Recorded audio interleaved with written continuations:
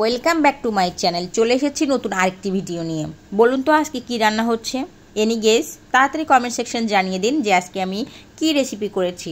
ওকে, আপনাদের বেশি কষ্ট করা লাগবে না, আমিই বলে দিচ্ছি আজকে আমি আপনাদের জন্য কি রেসিপি নিয়ে হাজির হয়েছি। আজকে আমি আপনাদের জন্য হাজির হয়েছি সলিড মাংসের একটা রেসিপি।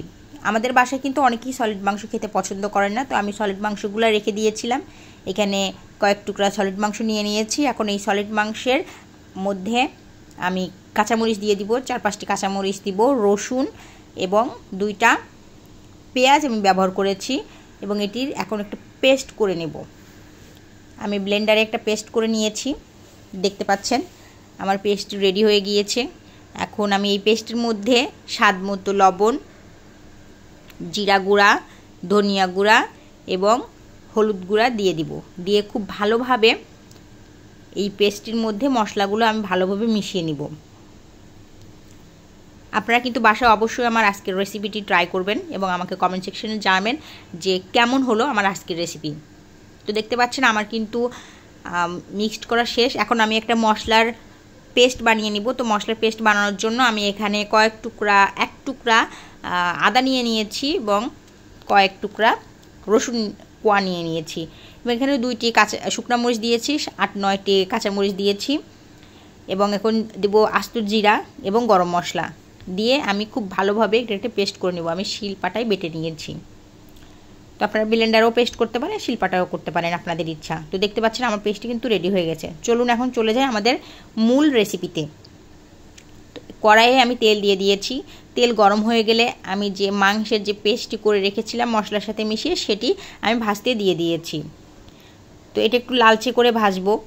লালচে করে ভাজা হয়ে গেলে আমি উঠিয়ে নিব। এক পাশ হয়ে গেলে উল্টে আমি আর এক পাশ ভালোভাবে ভেজে নিব। তো দেখতে পাচ্ছেন। আপনারা সলিড মাংস কীভাবে খান বাসায় আমাকে অবশ্যই জানাবেন কমেন্ট সেকশনে এবং পারলে রেসিপিও দিয়ে দিবেন, আমি আপনাদের রেসিপি অনুযায়ী ট্রাই করে দেখব। দেখতে পাচ্ছেন আমার কিন্তু এই বড়াটি ভাজা হয়ে গিয়েছে। এটি কিন্তু খেতে খুবই সুস্বাদু হয়েছে, খুবই মজার হয়েছে। তো যে তেলটি ছিল ওই তেলের মধ্যে আমি মশলা দিয়ে দিব এবং হালকা একটু জল দিয়ে দিচ্ছি। দিয়ে মশলাটি আমি ভালোভাবে কষিয়ে নিব। তো কষানোর আগে আমি মশলার মধ্যে কয়েকটি মশলা আবারও অ্যাড করব এবং স্বাদ মতো লবণ, আমি লবণ দিই নেই, এবং হলুদ।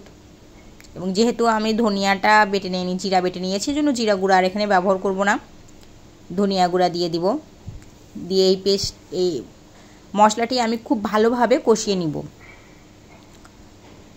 হালকা একটু জল ব্যবহার করব, জল ব্যবহার করে আমি খুব ভালোভাবে মশলাটি কষিয়ে নিব।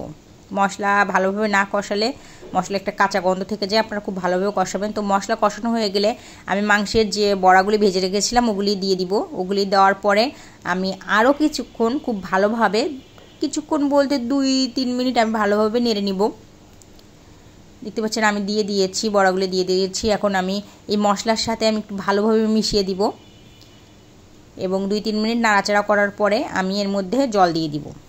জল দিয়ে আমি একটা ঢাকনা দিয়ে ঢেকে দিব এবং আপনারা যেমন ঝোল খেতে পছন্দ করেন এটি তেমন রেখে দিবেন সেভাবে। তো আমি ঢাকনা দিয়ে ঢেকে দিলাম। তো কেমন লাগলো আমার আজকের রেসিপি? দেখতে পাচ্ছেন আমার রেসিপি কিন্তু অলরেডি রেডি। তো thanks for watching my channel. Bye bye.